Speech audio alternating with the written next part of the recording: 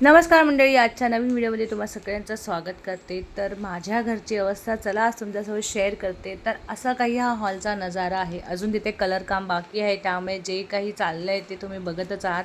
सगळा जो माझा कपाट होतं, माझा बेड होतं, सगळं बाहेर आलेलं आहे। हॉलमध्ये सगळं पसारा झालेला आहे आणि काही काही गोष्टी विकण्यासाठी काढल्यात। आता ते बघू आम्ही कधी विकू किंवा कारण एवढा पसारा आहे, एवढं मेस आहे ना घरामध्ये की मी जे इमॅजिन केलेलं आहे माझं घर ते कधी रूपाला येतं असं झालेलं आहे मला।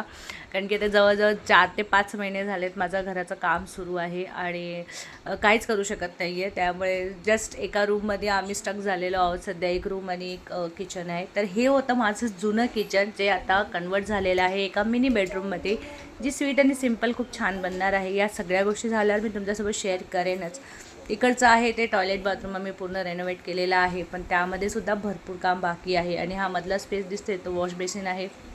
इथल्या टाईल्स कशा आहेत, तिथलं खालच्या लाद्या कुठल्या आहेत, आणि ही तर आहे आमची बेडरूम, तीसुद्धा रेनोव्हेट होणं सुरूच आहे।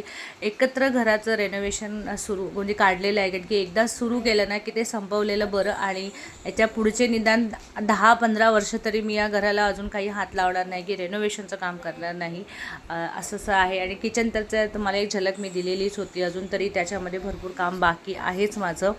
आणि इथे यांची तयारी झालेली आहे। हीच एक बेडरूम काय ती आमच्या सहारा झालेली आहे आता। आणि गार्गी छान स्कूलला गेली आणि मग मी दुपारी नंतर 1-1:30 वाजल्यानंतर छान बसून आपलं नेटफ्लिक्स एन्जॉय करते आणि जेवण एन्जॉय करते, एकटीच असते।